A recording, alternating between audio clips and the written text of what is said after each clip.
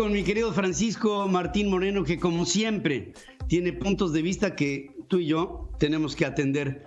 Querido Francisco, te saludo esta mañana con todo mi cariño. ¿Cómo estás? Buenos días. Igualmente, mi querido, pero muy bien, afortunadamente muy bien. Bueno, bien en lo personal, bien la familia, pero bueno, pues cualquier mexicano que conteste que está bien o no está informado o está equivocado, ¿verdad? Pero bueno, lo que te quería decir, querido Pedro, es que se ha cuestionado mucho lo de la existencia del milagro mexicano. Este milagro mexicano que se dio del año de 1954 a 1970. Entonces, en estos 15, 16 años, Pedro, contábamos con, eso sí, 25% de analfabetos, hoy hay 5%. Crecíamos económicamente al 6.5%. 6.5%, imagínate, es una verdadera maravilla.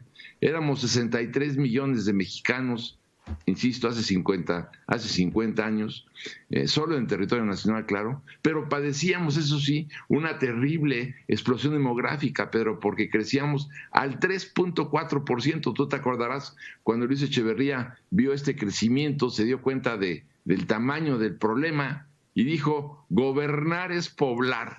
Entonces, claro que así nos tenía que llevar el tren. Y por otro lado, el clero católico, bueno, prohibió los anticonceptivos. Entonces se conjuntaron una serie de factores tremendos que de alguna manera vinieron a destruir todo este milagro mexicano. Pero, ¿por qué vinieron a destruirlo, querido Pedro? Porque en realidad, si te pones a ver, en 1940 éramos 20 millones de mexicanos.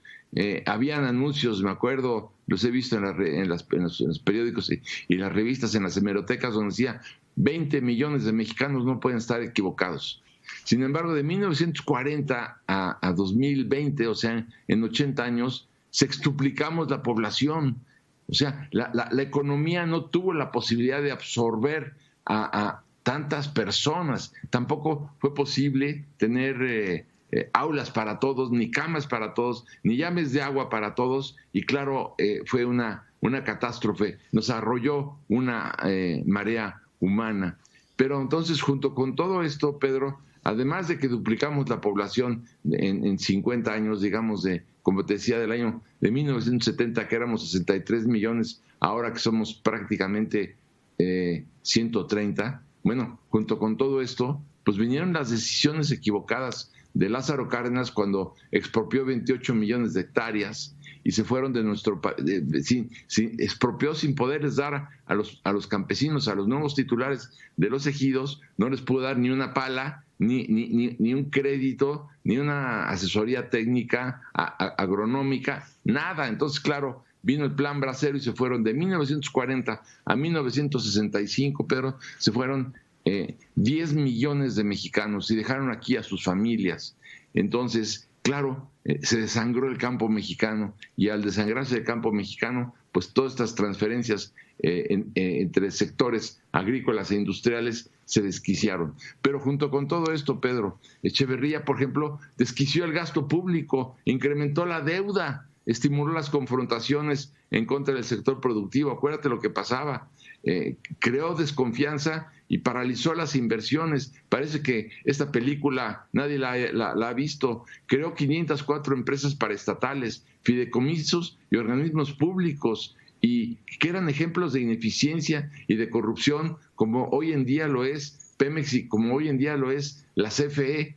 Y ves cómo en el siglo XX, Pedro, vemos a tres grandes populistas como fueron Lázaro Cárdenas, como fue Echeverría y como fue el propio López Portillo. Los tres se equivocaron diciendo, primero atacando al sector privado, después diciendo, convirtiendo el sector público como empresario, con la expropiación bancaria o con la expropiación petrolera o con las expropiaciones al campo que también hizo Echeverría o las empresas públicas que creó. El desastre vino, Pedro. Los tres terminaron con catastróficas devaluaciones monetarias. Y entonces, ¿por qué quebró el milagro mexicano? No quebró porque estuviera equivocado, ni porque fuera neoliberal, ni todas estas explicaciones absolutamente irracionales, infundadas, consecuencia de la ignorancia y del populismo. Quebró por la ineficacia de estos gobiernos en que México era conducido como al día de hoy, Pedro, por el gobierno de un solo hombre. Un solo hombre decide el destino de México. Un solo hombre se apropia del presupuesto y hoy en día dispone del presupuesto federal de egresos en un 85%, sin contrapeso alguno. Por eso esta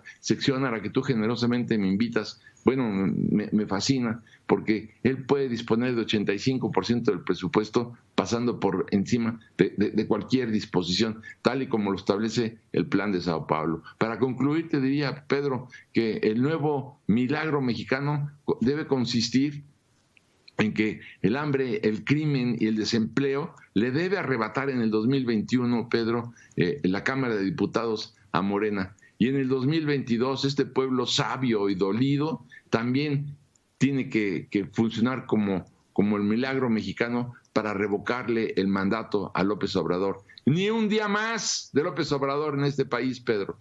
Pero bueno, para el 2022 falta, pero por lo menos hay que empezar a prepararnos para que pierda el control de la Cámara de Diputados el año que entra.